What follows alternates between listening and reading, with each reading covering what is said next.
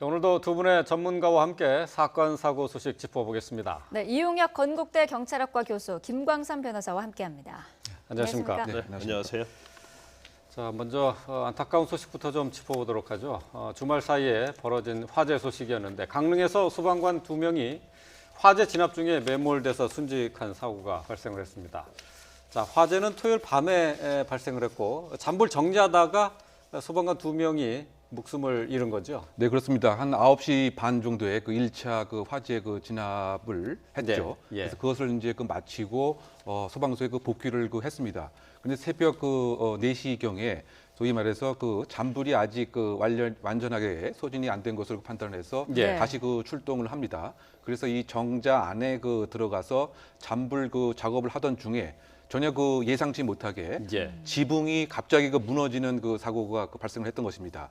그래서 이 소방관 2명이 그 매몰돼서 그 주변에 있던 그 동료 직원들이 병원에 이송을 했지만 예. 상당히 그 안타깝게도 15분 안에 그 사망을 했었는데요. 네. 결국 이제 그 1차 화재 진압 당시에 아마 그 물도 많이 그 뿌렸고 네. 또 이 정자 자체가 상당히 그 뭐 부실한 그 상태이기 때문에 그 압력을 그 못 이겨서 무너진 것은 아닌가 일단 추정이 되고 예. 네. 지금 또 그 주변의 진술에 의하면 이 인근에 그 호텔이 그 들어선 이후에 좀 진동이 있고 그래서 상당히 붕괴 위험이 있지 않았느냐라고 하는 진언도 있었다. 예. 그래서 이와 같은 원인 때문에 예상치 못한 상태에서 그 목조 건물에 이렇게 매몰된 상당히 안타까운 사연이 아닌가 생각됩니다. 예. 네. 현장 사진을 보면은 지금 기와장 거기에 진흙이 이제 잔뜩 그 묻어 있는 게 있거든요. 네. 이제 보통 한옥에 저렇게 지금 구조가 돼 있죠. 그렇죠. 그러다 보니까 저 무게 자체가 기존에 그 감당할 수준을 훨씬 그 벗어났고, 예. 그 다음에 이제 그 물이라고 하는 무게가 또 있었고, 예, 예. 화재 때문에 그 받침하는 것도 상당히 그 목조들이 그 약해졌다. 뭐 그런 상태에서 이제 갑자기 그 무너진 것은 아닌가. 예. 그래서 상당히 그 소방관들의 그 열악한 뭐 처우라든가 또는 그 우리가 그 소방관들의 그런 평상시의 그 고마움, 막 그런 것을 많이 생각하기 때문에 그 대통령께서도 상당히 그 애도의 뜻을 보냈고, 예. 뭐 국무총리도 그와 같은 입장을 현재 표명한 상황이 아닌가 보입니다. 예. 네. 자, 순직한 2명의 소방관, 한 분은 이제 30년 베테랑 소방관이었고요. 한 명은 또 새내기 소방관이었습니다. 가족들과 동료들은 안타까움을 금치 못했는데요. 직접 들어보겠습니다. 운동도 많이 했고 등산도 많이 다니고 자기 체력 관리를 계속 꾸준히 하는 그런 자기 그 소방관에 대한 그런 직업을 굉장히 사랑하는 그런 친구였는데 뭐 항상 팀장으로서 대장으로서 저희 뭐 이끌어 주시고 굳은 일도 뭐 혼자 나가셔가지고 솔선수범해 주시고 그러셨죠. 네, 주변에서 안타까움을 금치 못하고 있는데 이번 화재 원인도 지금 아직 밝혀지지 않은 거죠?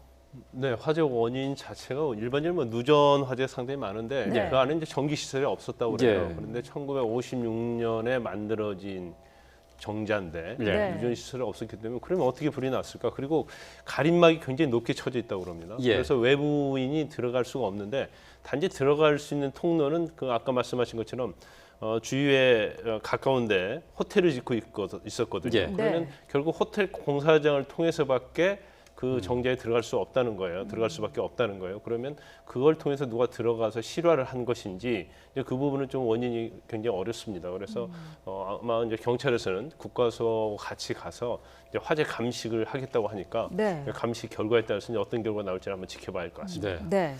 네. 뭐 앞서서 뭐 말씀을 드렸습니다만은 이 사고를 당한 두 소방관 한 분은 이제 30년 넘는 베테랑이었고 또 한 사람은 지난해 소방관 시험에 합격한 새내기 소방관이었습니다. 네, 그렇습니다. 안타까운 사연이 많이 있죠. 네, 그러니까 그 베테랑 그 1년 정년을 앞두고 있어서 그 곧 이제 그 공로 연수 같은 것을 받을 이런 예. 이와 같은 입장이었는데요. 네. 처음 그 소방 시작은 서울에서 시작을 했지만 그 아버지가 그 강릉에서 상당히 병환이 있어서 예. 강릉으로 옮길 정도로 상당히 효심이 깊었던 것으로 생각이 되고요. 뭐 현재도 그 치매 그 노모를 그 모시고 있는 이와 같은 그 상태인 것 같습니다. 예. 그러다 보니까 현재 그 빈소에서 그 부인과 그 아들께서 정말 그 아버지는 타인을 구한다라고 하는 이와 같은 그 자부심이 강한 네. 그와 같은 소방관의 그 천직을 생각하는 아버지였다 이렇게 이야기를 하시고 있는 것 같고요. 예. 네. 마찬가지로 그 새내기 그 지금 소방관 같은 경우에도 작년에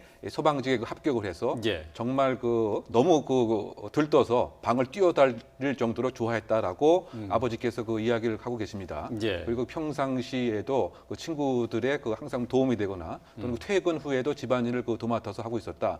더군다나 이 소방관 같은 경우는 이제 해병대 출신인 것 같은데 평상시에도 소방 업무에 도움이 되기 위해서 몸 관리도 열심히 하고 예. 이와 같은 그 정말 청년 소방관이었는데 이와 같이 그 애석한 일을 당해서 국민 전체 입장에서 상당히 마음이 더 아프지 않나 이런 생각이 듭니다. 네.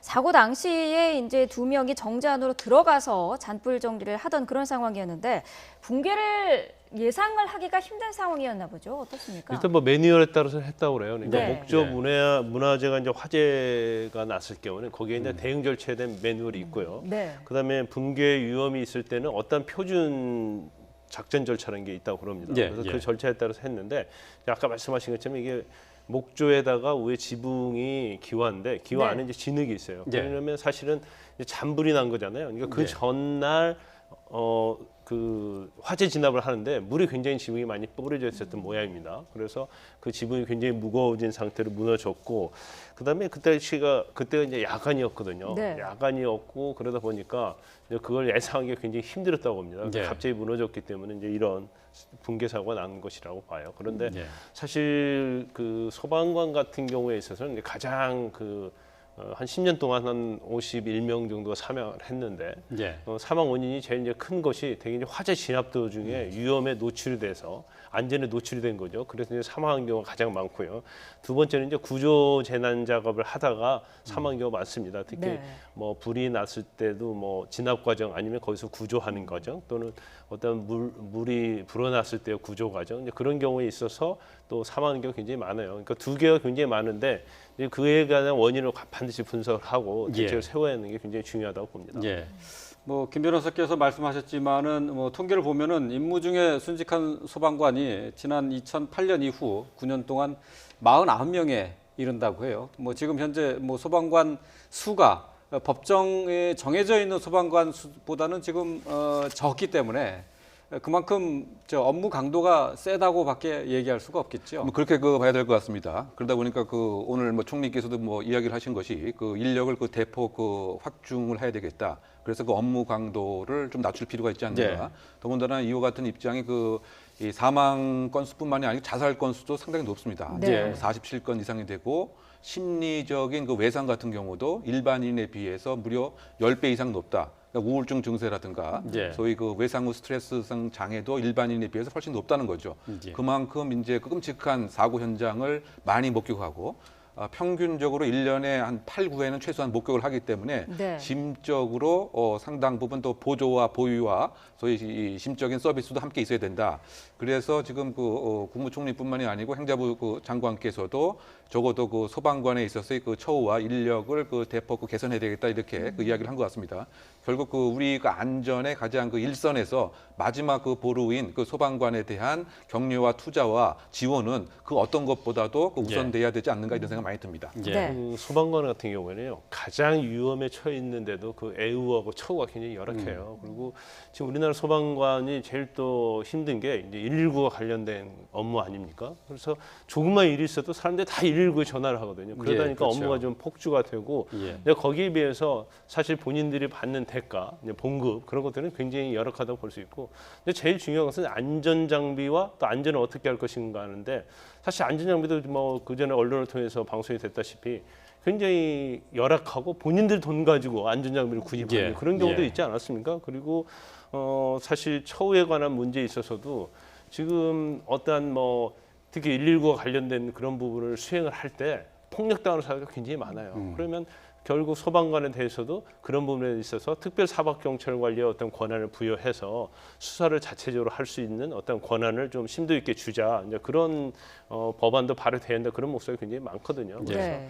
사실 향후에 있어서도 물론 이제 문재인 대통령이 소방관을 비롯해서 이제 공무원 증원에 있어서 이제 소방관 부분이 굉장히 많은 부분을 차지하긴 해요. 그렇지만 이제 더욱더 많은 관심을 가지고 왜냐하면 이건 국민의 안전과 관련이 있기 때문에 더욱더 정부에서도 또 국민들도 많은 집중을 좀 해야 할 필요가 있습니다. 예. 하나만 더 덧붙이면 예. 지금 네. 그 주폭에 의해서 119 대원들이 소위 말해서 도와주는 구조하는 과정에 폭행을 계속 당하는 이런 문제뿐만이 아니고 네. 이 화재 진압이라든가 기타 그 응급 상황을 해소하기 위해서 이 개인 건물에 들어가는 경우에 부득이하게 물건을 손상하거나 예. 건물을 이렇게 파괴하는 경우도 있습니다. 네. 그런 경우에도 손실 보상이 공식적으로 이루어져야 되는데 그 부분도 상당히 열악하게 돼 있어서 소방관 본인이 그 변상을 한다면서요? 네, 그런 예. 문제가 상당히 있는 거죠. 그러니까 예. 그 개인 소방관 개인에 관한 근무 여건의 개선뿐만이 아니고 이와 같은 구조 활동을 정말 마음 놓고 할 수 있는 법적인 인프라의 그 지원 이것도 네. 함께 좀 있어야 되지 않나 이런 생각이 듭니다. 예. 네. 자, 국민의 생명과 재산을 지키기 위해서 애쓰다 순직한 두 분의 소방관에게 다시 한번 애도의 마음을 전합니다. 네. 자, 예우와 함께 소방관에 대한 처우 개선도 함께 이루어져야 되겠다는 생각을 다시 한번 해보게 됩니다.